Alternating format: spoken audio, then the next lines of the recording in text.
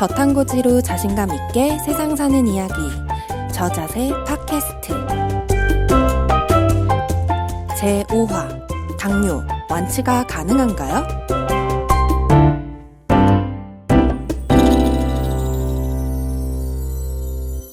안녕하세요, 메이입니다.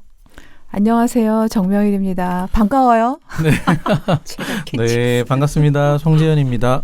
안녕하세요. 네. 지난주에 이어서도 대한저탄사물 거치방식의협회 회장님이신 송지현 원장님과 함께하고 있습니다. 네. 오늘은 당뇨가 주제라서 날아다니실 것 치료에 같아요. 그러게요. 많은 경험들 좀 공유 부탁드려요. 네. 그 저자세 시즌2의 12, 13화가 당뇨편 이야기였는데요. 그때도 솔직히 진짜 반응이 되게 뜨거웠거든요. 왜냐하면 당뇨 있으신 분들이 네. 저탄고지를 해야 되는 건 사실 너무 당연한데 네. 너무 타이트한 키토제닉 식단으로만 하시던 분들이 많다 보니까 약간 부작용도 겪으시고 힘드셨던 분들에게 뭔가 이렇게 구원 같은 한 줄기 빛을 평화줄을 네. 내려주셨던 그런 화였던 것 같아요. 근데 이제 이번 화는 그때는 이제 약간 당뇨 개요였다면은 이번 5화 같은 경우는 약간 심화 버전으로 갈까 싶습니다. 네. 네. 준비도 되게 많이 해오신 것 같아요. 저요? 네네. 그런 부담감을. 아주 날카로운 질문을 드리도록 네. 하겠습니다. 지금 당뇨가 비만만큼이나, 그러니까 비만도 미국에서 그러니까 1980년대 그 식사 가이드, 저지방 위주의 식사 가이드를 제시하면서 비만이 급증을 했잖아요. 네네. 근데 그거 이상으로 심각한 거가 제2형 당뇨도 똑같은 맞아요. 폭발적으로 증가하고 있는 것 같아요. 그러니까 자마에서 2012년 기준 미국인들의 성인 네. 반 이상이 당뇨 또는 당뇨 전 단계로 보고가 되고 있어요. 근데 아마 우리나라도 뭐 그에 묻지 않을 것 같아요. 네. 우리나라는 당 발생률이 서양에 비슷하든지 앞지르고 있어요. 그러니까 재밌는 거는 비만율은 떨어지는데 네. 당 발생률은 더 올라가 있는 거죠. 헐. 그래서 어째 보면은 그러니까 우리나라에서 한 논문들이 나오는데 췌장 기능이 서양보다 좀 약하다. 이렇게 얘기를 하고 계세요. 원인은 모르죠. 그렇게 얘기하시는데 저희가 볼 때는 췌장이 너무 많이 힘을 썼어요. 너무 고생했어요. 사실 지난번에 정밀 박사님이랑 녹음할 때 저희가 어릴 때부터 인슐린 저항성을 조금씩 쌓아오고 그러니까요. 왔다. 그 말이 저는 너무 충격적이었거든요. 네. 아까 우리나라 당뇨 발생률을 얘기했지만 아시아권이 거의 비슷하거든요. 네, 발생률이 올라가는 건데 그러면 옛날하고 왜 갑자기 더 올라가느냐는 물론 환경적인 변화도 충분히 있지만 그만큼 췌장이 일을 많이 하고 있던 이런 그 탄수화물 위주의 식단을 하고 있는 문화권에서 또 환경의 변화가 겹치다 보니까 훨씬 더 많은 영향들이 있는 것 같아요. 맞아요. 동남아 가면은 진짜 쌀도 많이 먹긴 하는데 그 팜슈가, 코코넛 슈가 이런 것들을 정말 많이 먹거든요. 모든 음식에 그게 다 들어가요, 설탕이. 네, 근데 사람들 보면 다 되게 말랐어요. 근데도 확실히 그런 식단 영향도 분명 아시아권의 영향이 그런 것도 있을 것 좀 같아요. 약간 중동 쪽에 네. 거기는 이제 기후적으로 이제 사막지대다 보니까 네. 채소를 충분히 먹는 전통적으로 그런 식습관이 아니고요. 네. 그다음에 사막이고 열대다 보니까 운동도 또 많이 안 해요. 그러니까 먹는 거, 운동 그러다 보니까 거기가 당뇨 천국이더라고요. 30대 중반만 되면 맞아요. 그쵸. 남녀 할 것 없이. 이렇게 막 히잡 이런 거 막 두르고 계신 여자분들 보면은 진짜 나 막 배가 다 막 이렇게 남자는 더 해요. 아마 이제 음주까지 겹치니까 거의 임신 한 7-8개월 정도에. 네네. 그러고 보니까 진짜 문화권의 영향도 무시 못하는 것 같아요. 네. 그러니까 근데 이제 원장님이 보시기에 그러니까 그런 운동의 영향도 있고 식사의 영향도 있고 또 다른 뭐 스트레스가 정신적 스트레스도 뭐 여러 가지 요인이 있을 텐데 왜 이렇게 당뇨가 더 계속 발생률이 증가하고 폭증을 하고 있죠, 사실. 가장 첫 번째 원인이 뭐라고 생각을 하세요? 역으로 이제 다시 되짚어 보면요. 당뇨를 제가 지금 치료하면서 시기만 고쳐줘도 너무 좋아지고 있거든요. 그렇다면 다시 원인으로 되돌아갔을 때 이 당을 올리고 있는 식습관이 영향을 미치는 수밖에 없는 것 같아요. 고탄수 위주의. 고탄수 위주의 식단이 가장 영향을 미쳤는데 그러면은 지금 들어서 더 많은 것들을 생성되는 이유는 뭐냐? 그거는 플러스 환경적인 여러 가지 자극 요인들이 더 많아지고 독성물질도 더 많아져서 안 그래도 약한 췌장이 더 힘을 발휘할 수 없게 돼버리는 거죠. 서양인들보다 비만이 적은 이유는 그 신체적으로 좀 작기 때문에 그래요. 그러니까 당을 많이 분해할 수 있는 근육량이 원래는 적고 지방세포도 적고 네. 그래서 어째 보면은 그러니까 당뇨가 조금 더 적은 거는 비만이 되잖아요. 어째 보면 어떤 분들은 그 지방이 우리 몸을 살려주는 거라고 얘기를 하는 거죠. 당뇨 전 단계는 되어 있지만 네. 자꾸 살은 좀 더 쪄서 그래도 당을 저장함으로 인해서 당뇨로 완전히 넘어가는 거를 어쨌든 조금씩 더 막고 있는 것일 수도 있어요. 근데 보통 비만을 당뇨의 원인으로 보는 게 이제 트렌드인데 오히려 역으로 그렇게 생각할 수도 있는 거죠. 왜냐하면 당뇨가 오는 과정 중이긴 한데 그 지방세포가 전혀 없다면 더 빨리 당이 올 거라 이 말이에요. 왜냐하면 그 많은 당들을 처리해주고 저장해줄 공간이 없잖아요. 맞아요. 그리고 근육에서 그걸 다 소비할 수도 없고 간에서도 다 해결할 수도 없고 그러면은 그러니까 당에 의한 당뇨의 증상이 훨씬 더 빨리 올 수가 있는 거죠. 맞는 것 같아요. 왜냐하면 말랐는데도 당뇨이신 분들도 꽤 많잖아요. 네. 그래서 당연히 비만이 되면 당뇨를 또 유발을 해요. 왜냐하면 비만 세포에서 염증 물질들이 나오거든요. 그것들이 췌장이라든지 간에 무리를 주기 때문에 또 영향을 미치지만 처음에 단계에 있을 때는 살이 찌고 하는 것이 조금은 당이 조금 더 늦게 오게 하는 작용도 할 수 있다는 거죠. 보호 기능이라고 할까요? 그럴 수도 있는 그런 측면으로 볼 수도 있어요. 살기 위해 정말 막 버둥버둥하는 상황 중에 하나가 비만이 되는 그런 과정. 하지만 이제 어쨌든 그런 요인으로 해서 비만이 계속 진행이 되면은 더 악화되는 과정으로 가게 되는 거죠. 당뇨 사실 진짜 전 지구적인 약간 전염병 같은 그런 무서운 병인 것 같아요. 당뇨는. 당뇨 사실 이 방송을 지금 들으시는 분들의 대부분은 이제 당뇨가 있으신 분들이나 혹은 가족분들 중에 당뇨가 있으신 분들이 이제 가장 주의 깊게 들으실 것 같아요. 네. 근데 이제 막상 병원을 다니시면서 당뇨약을 드시다가 저탄고지를 접하시는 분들은 제일 궁금해하시는 게 내가 먹던 당뇨약을 계속 먹어야 되나 아니면 저탄고지를 하면서 끊어야 되나 이런 부분을 제일 가장 많이 궁금해하시더라고요. 네. 케이스 바이 케이스. 왜 그러냐면은 그 환자분이 정말 당이 높은 분이 있어요. 그분들은 무조건 당을 끊고 왜냐면은 생활 습관이 바뀌어서 내 몸이 바뀔 때까지는 시간이 걸리는데 그러면 그 과정 중에 계속 당이 높게 노출돼 있다 그러면은 안 좋을 수 있거든요. 그래서 그런 분들한테 무조건 당약을 끊고 이 식단을 해라 그건 아닌 거죠. 그리고 어느 정도 조절이 될 수 있는 분들은 당연히 당뇨약을 끊어주고 그걸 조절을 할 수가 있는데 여기서 근데 제가 조금 다르게 하는 거는 저희들 이론에 맞는 당뇨약으로 바꾸든지 이렇게 할 수는 있어요. 왜냐하면 당뇨약들 중에서 인슐린 주사도 마찬가지지만 인슐린 분비를 많이 하게 하는 약들이 있어요. 그래서 당을 떨어뜨려서 치료하는 약들이 있는데 그 약은 저희들 이론하고 좀 맞지가 않잖아요. 그러니까 그런 약을 혈중에서 당을 떨어뜨리거나 그거를 이제 좀 SGLT2 억제제라고 그러는데 콩팥에서 당이 재흡수가 되는 거를 억제하는 약이 있어요. 그거를 뺀다든지 아니면은 메트포민 같은 약은 인슐린 저항성을 조금 개선해주는 약이거든요. 그래서 그런 약들로 대처를 해주긴 하죠. 그래서 우리가 갖고 있는 이론에 어긋나지 않는 약을 쓰면서 관리를 해요. 그러니까 정말 케이스 바이 케이스지 내가 식이요법으로 당 조절한다고 무조건 약을 다 끊는다? 문제가 될 수도 있어요. 메트포민이 인슐린 저항성을 완화하는 건가요? 당 신생합성을 저해하는 거 아닌가요? 예, 그쵸? 인슐린 저항성이 개념이 사실은 저희들하고 다르기 때문에 그래요. 이때까지 나와 있는 논문들은 메트포민이 그 당을 좋게 해준 이유는 아직까지 다 밝혀진 건 아니에요. 당 신생을 조금 억제하는 거라든지 이런 것들로 인했는데 그 인슐린 저항성의 개념이 사실은 저희들이 좀 다르잖아요. 저희들이 생각하는 게 기존의 의학계하고 하지만 기존의 의학계 봤을 때는 인슐린 저항성이 개선이 된다고 보기 때문에 메트포민인 약은 인슐린 저항성도 개선을 시킨다라고 얘기를 하고 있어요. 기존 의학계에서 그럼 인슐린 저항성의 개념이 어떻게 되나요? 네, 그 두 가지 이론이 크게 있는데요. 첫 번째는 이제 인슐린 저항성이나 당뇨가 있는 사람들을 검사를 해보니까 지방이 많이 끼어 있더라는 거예요. 간에. 간도 그렇고 췌장에도 그렇고 이미 사실은 진행이 된 단계죠. 그죠?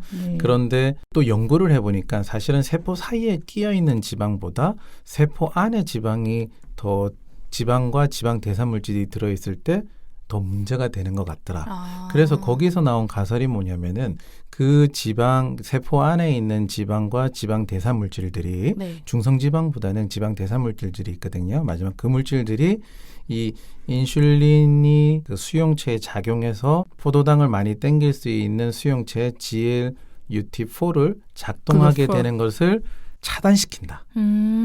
해서 인슐린 저항성이 온다라는 것이 하나의 가설이에요. 그러니까 그게 네. 그거는 그냥 지금의 저탄고지나 예. 그쵸. 그거는 똑같아요. 네. 그러니까 그게 인슐린 저항성의 하나의 기전이라고 하는 건 그렇죠. 똑같고. 네. 근데 제가 봤을 때는 네. 이것은 이후의 과정 중에 하나인 거죠. 그걸 지금은 그것 때문에 인슐린 저항성이 생겼다라고 해서 그 다음에 이론이 어떻게 가냐면은 그래서 지방을 먹으면 안 돼.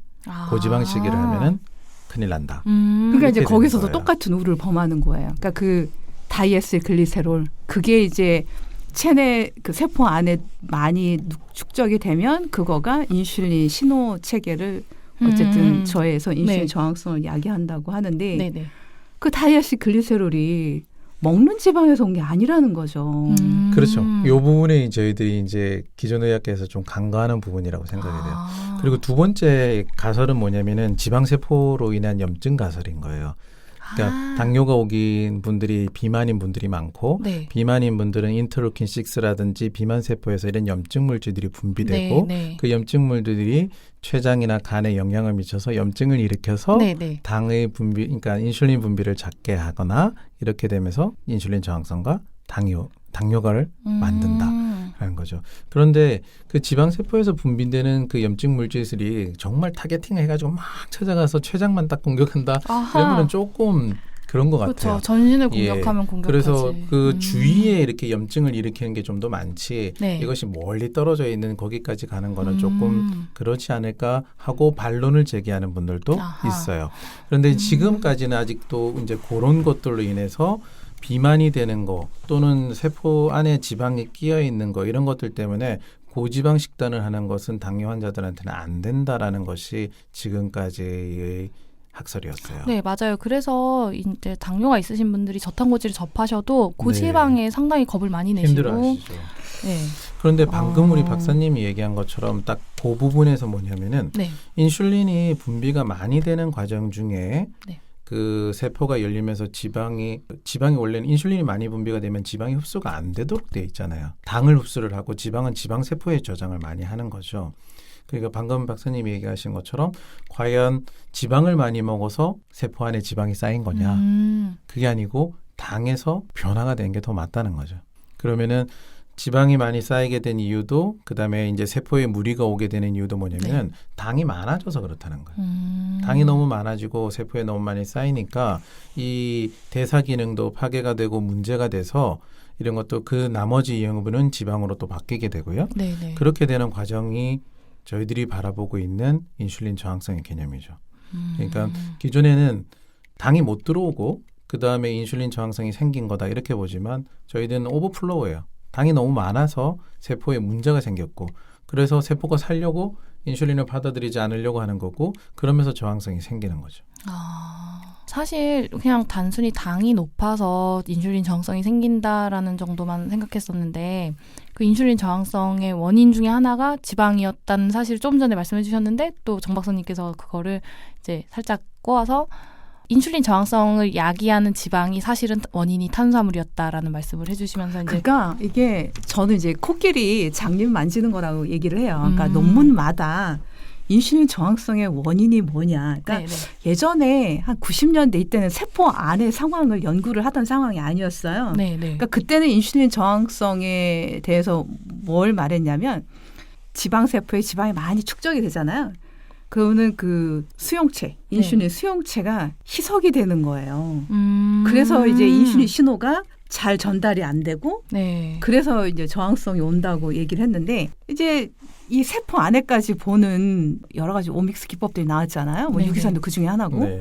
그래서 보다 보니까 이 인슐린 신호가 전달이 안 되는 상황의 세포 상황을 보니까 당 대사물질도 올라가고 지방 대사산물도 올라가고 그 중에 하나 아까 다이에스 뭐 글리세롤 뭐 이런 것들. 그러니까 예전에는 그러니까 코끼리 꼬리 만지고 막 이거가 코끼리라고 하고 어떤 사람은 다리 만지고 이게 코끼리라고 얘기하고. 근데 그걸 좀 통합적으로 하나로 딱 연결시킬 작업이 필요한 것 같아요. 그러니까 이 대사가 흐트러지는 거는 총체적인 거지 어느 한 부분만 흐트러지는 건 아닌 거거든요. 인슐린 저항성 상태 세포 안에 보면 우리 유기산 검사해 보면 파이루베이트도 올라가고 젖산도 올라가고 지방산도 올라가고 총체적으로 열량 영양소 연소가 안 되다 보니 그런 게 쌓이는 것 같긴 해요. 그리고 그런 거가 같이 합세해서 인슐린의 저항성을 야기하는 게 아닌가.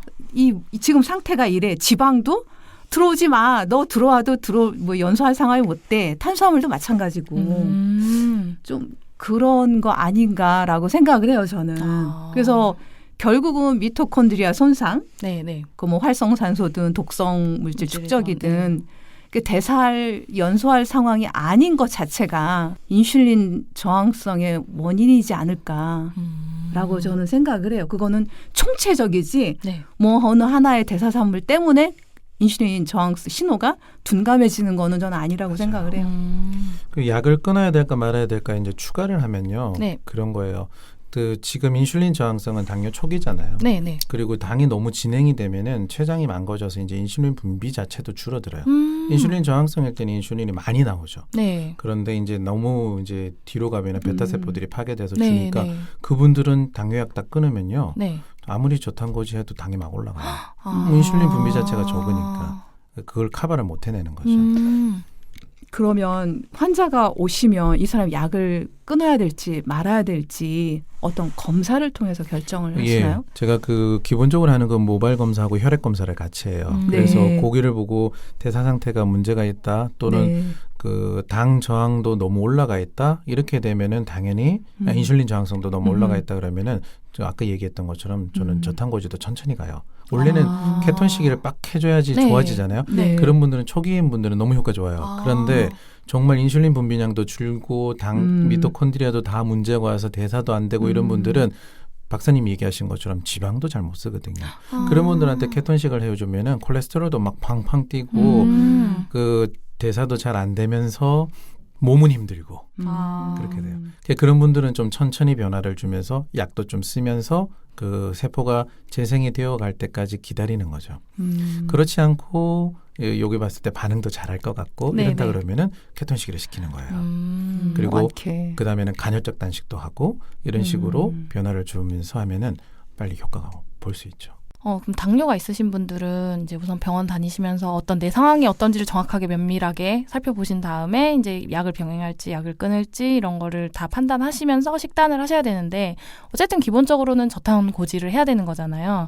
그러면은 저탄고지 식단을 하시면서 동시에 또 주의하셔야 될 거 아니면 좀 내가 당뇨를 치료하고 싶은 과정에서 신경 써야 할 식단의 구성 같은 게 있을까요? 당뇨가 있는 분은 대사성 증후군이잖아요. 그러니까 이미 대사의 기능에 문제가 있는 분들이 많아요. 그러면 그분들은 너무 많은 에너지를 넣어주는 것도 무리가 오는 거거든요. 그래서 너무 많이 먹는 것도 좋지 않다. 그렇죠. 그 저희들 초기에 얘기할 때는 지방도 막 넣어주고 많이 먹어서 하잖아요. 왜냐하면 나중에 렙틴이 안정화가 돼서 저절로 막 줄어들 테니까. 그런데 질병을 치료로 목적하는 분들은 초반에도 조금 조심을 하면서 하시는 게 좋을 것 같아요. 그러면은 솔직히 조금 먹어라 많이 먹어라를 수치화하기는 솔직히 사람에 따라 다 다르기는 해요. 그래도 하죠. 그냥 대략 성인 한 체중 한 75kg 내외의 남자분 기준으로 잡는다면 약간 어떤 수치적으로 좀 제한 같은 걸 해주실 수 있을까요? 당뇨 환자라고 어떻게 딱 나와 있는 건 없는데요. 보통 이제 우리가 권장사항이 성인 그 용량이 남성은 2,000에서 2,500 칼로리잖아요. 그리고 여성분들은 그거보다 좀 줄게 되고 보통 우리 일반적으로도 다이어트를 한다 그러면 1,500 칼로리 이렇게 되거든요. 그래서 그 식단에서 많이 안 벗어나는 게 좋을 것 같아요. 왜냐하면은 지방을 많이 먹게 되면 요거 벗어나는 거 정말 쉽거든요. 맞아요. 3,000 칼로리, 4,000 칼로리도 막 가는데 그렇게 뭐 이분들이 무조건 지방을 많이 먹어야 된다. 당뇨 환자분들은 지금 그거는 아닌 것 같아요. 저는 당뇨 식단에서 그러니까 탄수화물을 제한하는 것도 중요하고 그 대체 이제 적절한 건강한 단백질 먹는 것도 중요한데 그 이제 혈당을 이렇게 급속히 올라가지 않잖아요. 근데 이제 결국은 아까 원장님께서 대사성 질환이라고 했잖아요. 결국 대사에 문제가 있는 거잖아요. 그리고 뭐 대사는 뭐 소화 흡수 뭐 다 하지만 결국은 최종 종착역은 미토콘드리아잖아요. 그러니까 그거가 거기에서 연소가 안 되면 바틀렉으로 그냥 계속 연쇄적으로 뭐가 문제가 생기는 거죠. 그래서 미토콘드리아 복원에 중점을 둬야 될 것 같고요. 그러면 결국은 채소, 지방도 이제 중요하고 그 다음에 그 대사가 일어나려면 조절 영양소가 있어야 되잖아요. 네. 그리고 연소하고 나면 매연 발생하잖아요. 활성산소. 네, 그거 네. 처리해주는, 청소해주는 역할도 당연히 채소 속에 파이토케미칼, 바이타민, 미네랄 이런 거가 충분히 들어가 줘야지만 미토콘드리아에서의 대사도 맞아요. 그렇고 네. 연소하고 난 뒤에 청소, 항산화제. 네네. 우리 뭐 여기서 이런 유행어 하나 만들까요? 어떤? 기승전 채소 사골 스프. 그렇죠. 약간 무한단물 같은 채소 사고 싶은데.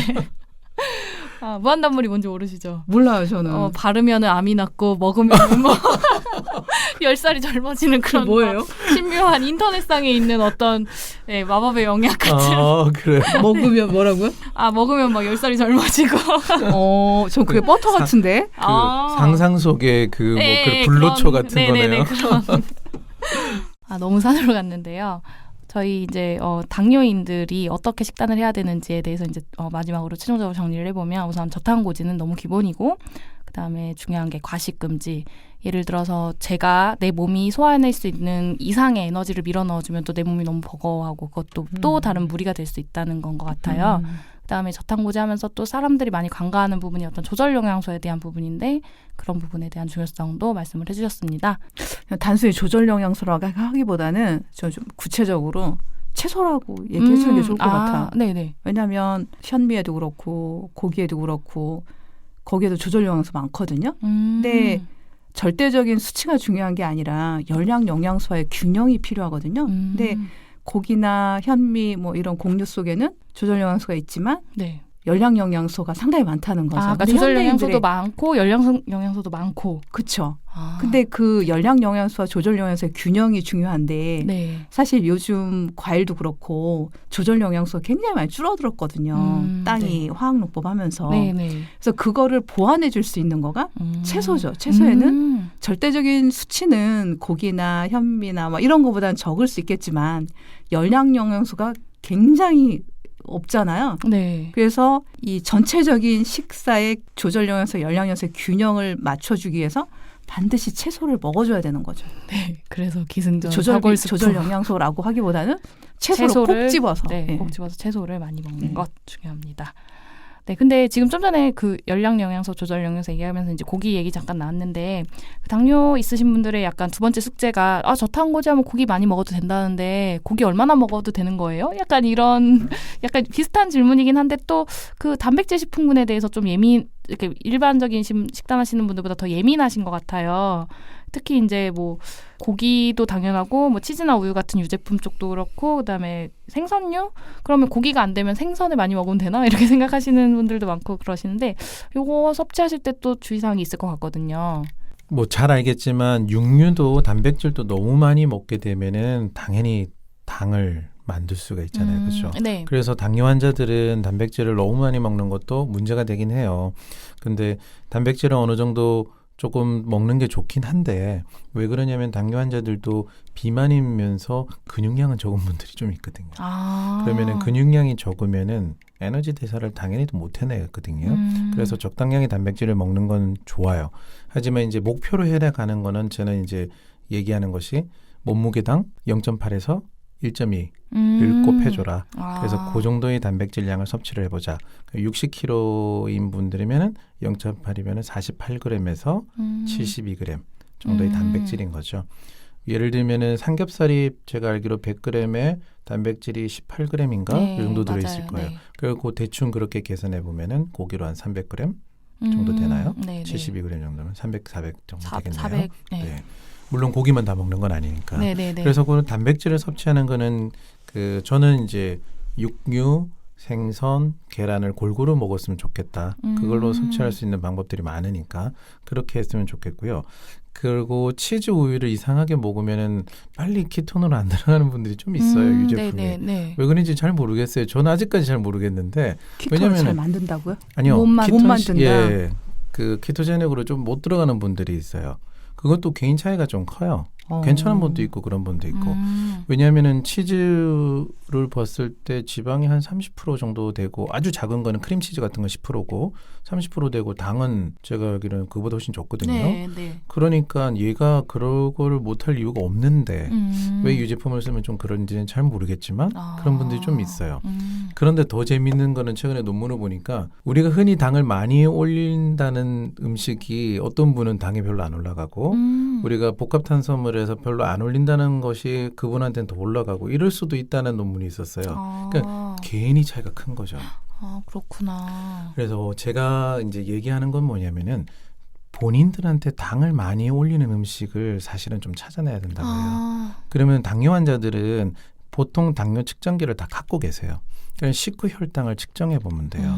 식후 혈당을 측정해서 어느 걸 먹었는데 자기는 키톤식이라고 또는 저탄고지라고 먹었는데 당이 막 200 이상 올라가고 이런단 말이에요. 네, 네. 그러면은 거기서 뭔가 원인을 찾아야겠죠. 뭔가 그게 이제 스트레스가 됐을 수도 있겠네요. 그럼요. 예, 여러 가지 상황들이 문제가 될 수도 있죠. 그래서 다 물어봐야 돼요. 먹는 거에서부터 여러 가지 상황들. 그래서 어떤 분은 정말 이거는 별로 안 올리는 그러니까 이런 게 있었구나.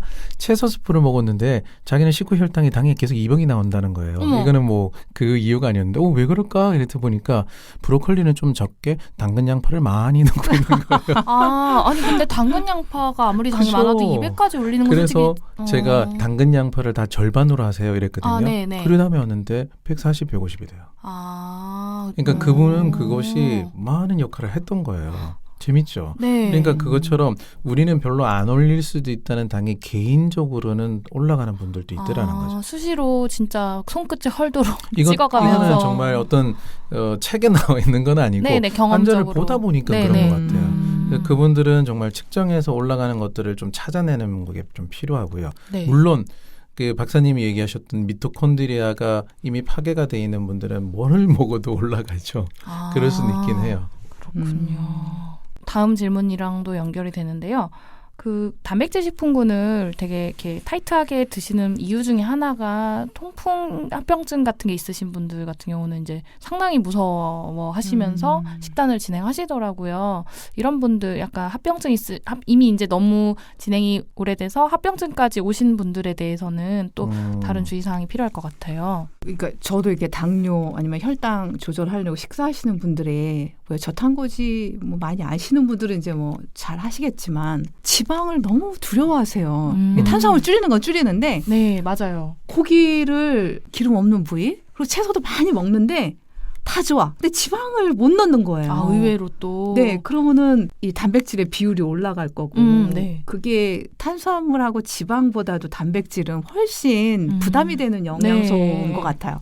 질소도 떼서 유리아로 만들어줘야지. 그걸 또 신장에서는 배출해줘야지. 그러니까 간과 신장에 더블 부담이 되는 거가 단백질인 것 같아요. 네, 그렇죠. 그래서 탄수화물 줄이고 거기에 단백질로 대체하는 거는 아주 위험한 것 같고요. 통풍 더 네, 그렇죠. 네. 크게 할 수 있을 것 같고서 네. 정말 이 지방을 먹게 해줘야 되는데 그거 어떻게 그 공포를 없애줘야 될지. 특히 또 당뇨합병증이라고 해야 되나요? 그 이상지질혈증 있으신 분들은 고지방식하면서 콜레스테롤 수치 올라가는 거에 엄청 겁을 많이 먹으시더라고요. 그렇죠. 그 문제도. 네, 이런 거 어떻게 하시는지 궁금해요. 물론 개인적인 차이가 있기 때문에 모든 똑같은 건 아니긴 한데요. 네.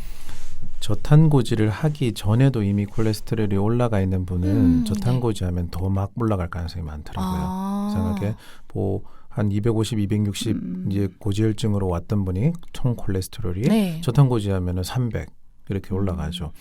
그분들은 대사 기능이 문제가 있기 때문에 그렇게 나타나는 것 같아요. 그래서 이미 이제 오기 전에도 그리고 오기 전에 없었다. 그런 분들은 저탄고지를 하더라도 그렇게 많이 올라가는 분이 적어요. 그러니까 전혀 나는 고지혈증은 없었는데 저탄고지하고 이렇게 확 올라갔다는 분들이 정말 비율이 적은 거죠. 그러니까 결국은 고지혈증이 생긴 거는 내 몸에 어딘가에 문제가 있다는 거예요. 그것이 스트레스든 염증이든 아니면 대사 미토콘드리아에 문제가 생겼든 어딘가 대사에 문제가 생겼든 그런 거죠. 그래서 그런 분들은 접근할 때 정말 그 케톤 시기를 저희들이 조금 잘 접근해 주는 게 필요해요. 기본적으로 다들 알고 계시지만 고지혈증이 이제 콜레스테롤이 올라갔을 때 그 저탄고지에서 하는 방법들이 있잖아요. 방탄커피 끊고 그다음에 간헐적 단식시키고 그다음에 불포화 지방산 양 늘리고 그다음에 그렇게도 안 되는 분들은 탄수화물을 좀 더 증가한다. 뭐 이런 것들이 기본 프로토콜처럼 되어 있잖아요. 그것이 지방으로 다 대사가 되는 거를 조금은 막아주겠다는 거거든요. 그 공통적인 측면을 보면은. 그러니까 어쨌든 대사기능이 얻은 건지 정확하게 알 수는 없지만 문제가 있어서 고지혈증이 온 분들은 방금 얘기한 것처럼 무조건 케톤식으로 확 가야 된다? 당연히 아닌 거죠. 마일드한 저탄고지로 서서히 접근하면서 몸의 이상을 고쳐나가는 어느 정도 게 더 반응을 보면서 하는 거죠. 네, 우선이다. 근데 이제 대부분 당뇨 계신 분들이 고지혈증도 많은 경우 갖고 계시잖아요. 그러니까 당뇨약 플러스 고지혈증 약을 드시는 경우들이 많잖아요. 근데 이제 최근에 논문들 보면 결국 혈관을 막는 거는 콜레스테롤이 아니라 염증이다. 그러면은 그리고 뭐 그 총 콜레스테롤이 한 210에서 240 거기에서 노년기 수명이 가장 길고요. 그럼 만약에 300이었다. 저탄고지를 하다가 그럼 뭐 약을 먹어야 되나요? 고지혈증 약을요? 네. 저는 권하지는 않는데요. 사실은 260 이상이고 LDL이 160 이상이면 약을 쓰라고 돼 있거든요. 그래서 문제가 된다. 근데 그것도 사실은 저도 또 케이스 바이 케이스긴 해요. 당뇨 환자들 중에 혈관 질환이 있는 분들이 있거든요. 이미 협심증이 있다든지 또는 뇌출혈이나 뇌출혈이 아니죠. 뇌경색이 있다든지 하는 분들은 그 콜레스테롤 자체가 큰 문제는 그 주요 문제는 아니지만 그 콜레스테롤 중에 SDL, LDL 같은 경우는 문제를 일으킬 수가 있어요. 여지가 있는 거죠. SDL, LDL이요? 예. 그거는 이제 주로 탄수화물 먹었을 때 생기는 거로 알려졌잖아요. 그런데도 저탄고지를 하고 있는 분들 중에 보면은 콜레스테롤이 더 올라가는데 SDL, LDL을 측정해 보니까 B타입으로 높게 나와 있는 분들이 있죠. 그러니까 그분들은 조절을 좀 해줄 필요가 있는 것 같아요. 그래서 기존에 지금 그러니까 혈관에 극심한 문제를 일으킬 수 있는, 왜냐하면 그런 분들은 또 염증도 높거든요. 그러니까 다 가지고 있는 거예요, 질병들을. 그런데 하나의 LDL이, 그러니까 콜레스테롤이 주된 요인이 아니야라고 하지만 문제가 안 좋은 상태에서는 덩달아 얘도 가중을 시킬 수 있으니까 그럴 때는 너무 올라가지 않도록 조절이 좀 필요한 거고요. 그렇지 않고 염증 수치도 좋아, 몸도 깨끗해, 다른 큰 이상은 없어. 그런데 콜레스테롤이 좀 올라가 있잖아요. 그러면 식이요법으로 저희는 기다리면서 조절을 하긴 해요. 그런데 이제 그때 정말 스타틴이라든지 약을 쓸 건지 아니면은 이제 뭐 비타민 제제를 써볼 건지 뭐 이런 것들은 그것도 환자에 따라서 조금씩 다르겠죠. 그래서 그런 부분은 사실은 혼자 하기는 힘드신 것 같아요. 하시는 선생님들하고 상의해가면서 조절을 해야지 정확하게 될 수 있는 것 같고요. 그다음에 대표적으로 나이아신이 콜레스테롤을 많이 떨어뜨린다 그러잖아요. 생산을 좀 차단한다거나. 그런데 그 나이아신을 콜레스테롤을 떨어뜨릴 수 있다라고 하는 그 용량을 보면은 3g에서 4g이에요. 되게 많은 엄청 많아요. 보통 이제 저희들이 인터넷에서 구입할 수 있는 게 나이아신이 한 알에 500mg이거든요. 그래서 어떤 분들이 나이아신을 먹고 저는 콜레스테롤 안 떨어져야 하는 분들이 한 알에서 2알 먹고 계시더라고요. 그건 효과가 없을 수도 있어요. 비타민은 약하고 조금 다른 게 용량이 적으면은 안 나타나요, 증상이, 효과가. 그리고 어느 정도 용량이 도달해야지만 효과가 발현이 되는 것 같아요. 우리는 다른 기존에 쓰는 약들은 차단을 시키거나 강하게 하거나 이러다 보니까 그것이 약하게 쓸 땐 약한 증상, 강하게 쓸 땐 강한 증상 이렇게 나타나거든요. 근데 비타민을 치료를 해보면 그렇지 않고요. 어느 정도 목표가 도달하지 않으면은 많은 효과가 없다가 그 용량이 이제 오버가 되면은 강하게 효과를 보이는 것 같아요. 그래서 논문들이 나와 있는 건 나이아신을 거의 3g에서 4g을 써야 된다 이렇게 되어 있는데 그러면 핫플러시가 생겨요. 얼굴 홍조 현상. 네, 맞아요. 그러게요. 그래서 지금 이제 그런 치료를 하고 계시는 선생님들은 보면은 야간에 먹게 하죠. 먹고 바로 자기. 그가 참 제가 이제 궁금한 거가 3, 4g을 먹으면 그 나이아신이 콜레스테롤만 떨어뜨리는 게 아니잖아요. 걔는 이제 대사에 지방 대사든 뭐 전자 전달 과정에도 막 그 NAD의 주요 성분이잖아요. NAD 맞아요. 그럼 막 모든 대사가 다 그 뭐 홍조 현상도 대사가 왕성하게 일어나는 결과잖아요. 그러면은 그런 거를 장기적으로 오래 하면 대사에 관련되는 다른 조절 영양소 다 고갈될 것 같거든요. 보통 그래서 논문들을 보면은 4주에서 8주 이렇게 돼 있고요. 떨어뜨린 효과가 한 30% 정도. 된다 그래요. 콜레스테롤 떨어뜨리는. 그럼 그 중단하면 또 다시 콜레스테롤 올라가나요? 이제 그거까지는 나와 있진 않은데 어떻게 접근해야 될지는 모르겠는데 공부를 하셔가지고 어떤 분들은 너무 콜레스테롤 올라가는 거 물론 알겠는데 심정적으로 이해는 되지만 자기는 너무 불안하다. 그러면 네. 그거 자체가 스트레스거든요. 그런 분들은 좀 떨어뜨려 줘야 돼요. 그런데 나는 약은 죽어도 싫어 이런 분들이 있어요. 네네. 그러면 저희들이 비타민이니까 나야신, 비타민 C, 네. 나야신, 그다음에 NAC 뭐 이런 것들, 그다음에 피쉬 오일 이런 것들로 접근을 해야 되겠죠. 그런데 나는 이 콜레스테롤이 너무 두려워. 조금 조절해야 되겠지만 약으로라도 조절해도 괜찮아 하는 분들은 그런 기저질환이 있다 그러면은 초반에 잠시 쓰는 것들은 그분들한테는 더 도움이 되지 않나 이래요. 정말 불안해하시는 분들도 있거든요. 그런데 선생님 콜레스테롤 초반에 좀 올라가도 괜찮아요. 나중에 다 떨어진다면서요. 그리고 네. 염증도 없고 다도 괜찮아요. 그런 분들 우리가 치료하면서 좀 지켜볼 수 있는 거죠. 그러니까 환자를 대할 때마다 정말 케이스 바이 케이스인 것 같고요. 기능의학이 그런 것 같아요. 모든 게 항상성이 아니고 네. 개별성이 있다는 거거든요. 개인마다 다른 거니까 네. 거기에 맞게 접근을 해주는 것이 이 기능의학이라든지 이런 이 식이요법의 가장 중요한 포인트인 것 같아요. 네, 정 박사님은 어떻게 생각하세요? 그러니까 이제 포화지방 많이 먹으면 콜레스테롤 올라가는 것 같긴 해요. 그러니까 뭐 네. 염증이 있어서도 올라가고 하지만 그런 경우에 불포화지방산으로 포화지방산을 줄이고 네. 불포화지방산 늘려주면 좀 많이 떨어지는 것 같긴 해요. 근데 그게 건강한 건지 어쩐 건지 저는 왜냐하면 일본 사람들이 생선을 많이 먹었잖아요. 네, 네. 그럼 이제 거기에 오메가3도 많고 불포화지방산 많죠. 근데 네. 일본 사람들한테서 예전에 더 위험했던 질환이 그 뇌세포가 그냥 이렇게 터져버리는 거죠. 어머. 그러니까 왜 콜레스테롤이 세포막에 이렇게 곳곳에 있으면서 세포막의 견고성도 주고 네. 이게 딱 형태를 갖게 하잖아요. 네. 근데 너무 이제 불포화지방산이 많으면 네. 이렇게 흐물거려서 그냥 녹아버리는 거죠. 그래서 그렇구나. 물론 그러니까 뭐 한 3, 400 올라간다. 총 콜레스테롤이 LDL이 뭐 아까 160 이상이라고 했나요? 네. 그러면 그걸 낮추기 위한 적절하게 낮추기 위한 방법이 불포화지방산 많이 먹어주는 거가. 그다음에 좀 떨어지면 네. 또 포화지방 먹고. 네. 네. 그러니까 저도 전적으로 공감하는데요. 네, 첫 네. 번째 조절은 식단이에요. 네. 식단으로 먼저 접근을 하면서 그다음에 다른 것들을 이렇게 같이 하는 거죠. 당뇨약을 쓸 건지 말 건지도 마찬가지고 네. 고지혈증을 쓸 건지 말 건지도 이제 저희들이 식단을 접근을 해봤는데 이분들은 초반에 전혀 반응이 되지 않고 문제가 된다 했을 때는 적절히 병합을 해야 되는 거죠. 그래서 극단으로 제발 치우치지 마시라. 맞아요. 나는 무조건 약 안 먹고 식단으로만 해야 돼. 이러다가 정말 문제 생기는 분도 있어요. 그죠? 그러게요. 그러니까 그런 그 중용을 가지시고 이렇게 그러니까 질병을 치료하겠다고 하시는 분들은 선생님들하고 상의를 하시면서 또는 전문가들과 이런 얘기들을 나누시면서 하시는 것이 좋죠. 인터넷에도 정보가 참 많지만 잘못된 정보들도 진짜인 것처럼 다 포장이 되어 있거든요. 그래서 좀 주의를 하셔야 되고요. 물론 당뇨 합병증 중에 콩팥이 망가져 버렸다? 네. 그러면 당연히 단백질을 많이 줄여야 되는 거죠. 그런 것들도 있어야 되는 거니까 그런 것들을 정말 선생님들하고 그거는 상의를 하셔야지만 가능하실 것 같아요. 그러게요. 되게 저는 되게 열심히 질문을 뽑아왔거든요. 근데 되게 우문이었던 것 같아요.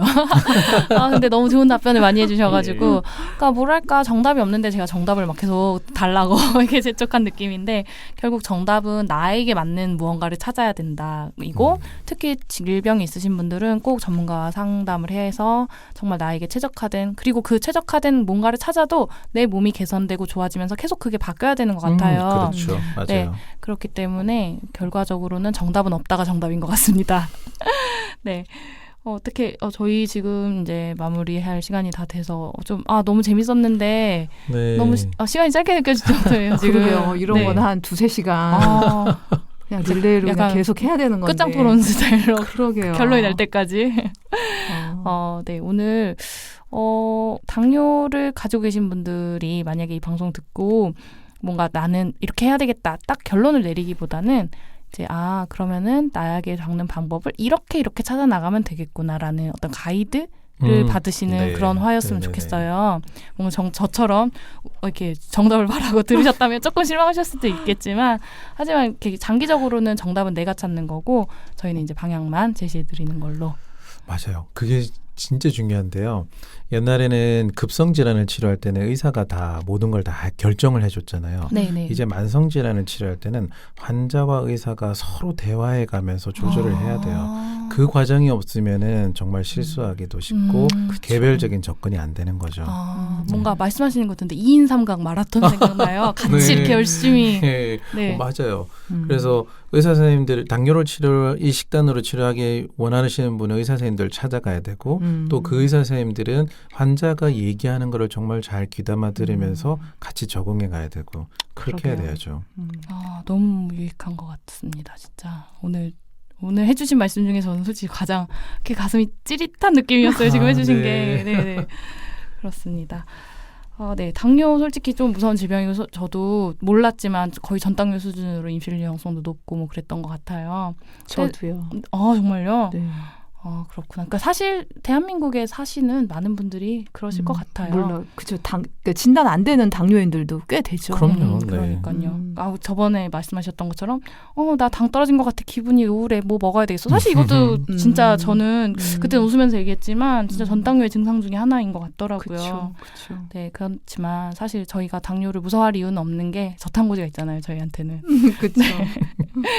네, 그러니까 너무 무서워하지 마시고 차근차근 자기 몸에 대한 이해를 높이셔서 더 건강해지시면은 그게 더 뭐랄까요? 더 큰 소득 아닐까 생각합니다.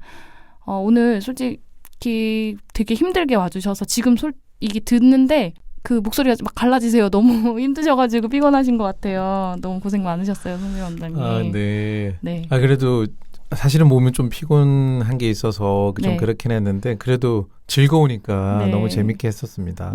감사합니다. 네. 오늘 정미 박사님도 너무 날카로운 질문과 포인트를 되게 잘 잡아주셔서 그랬나요? 네, 진짜 소중한 사실 이런 기회 갖기가 쉽지가 않잖아요. 네. 그러니까 환자들을 많이 치료해 보신 경험도 계시고 맞아요. 현재도 또 저탄고지로 많은 환자들을 도와주고 계셔서 좀 많은 얘기를 끌어내고 싶었는데 시간이 너무 짧네요. 그러니까요. 다음에 또 불러주세요. 심화 버전을 한 번 더 해야 되겠네요. 네. 오늘은 아쉽지만 여기서 마무리하고요. 다음 네. 주에 뵙겠습니다. 네, 오늘 감사합니다. 네, 수고하셨습니다. 수고하셨습니다. 감사합니다.